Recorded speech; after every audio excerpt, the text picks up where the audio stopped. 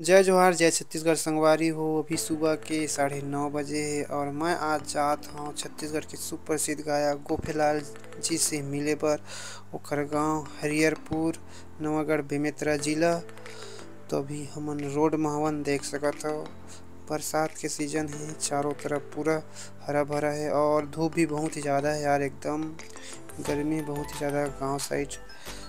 तो मोर गांव से गोपेलाल जी के गांव 15 किलोमीटर के आसपास है।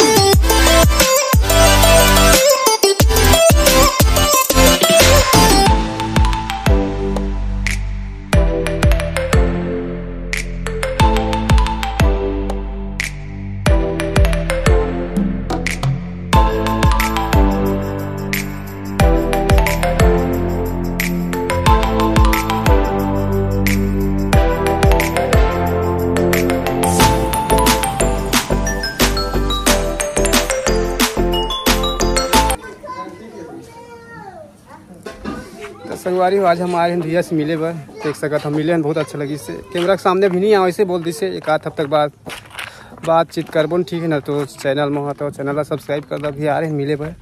देख सकत हो पीछे है भैया के घर और ये मड़ी भी आ रही है ना, मड़ी आ रहे हैं। तो एक हफ्ता बाद हाँ भाई से कुछ रीजन की वजह से, ठीक है ना। तो इंटरव्यू लेबो नहीं सके, लेकिन नहीं है तो का करें भाई।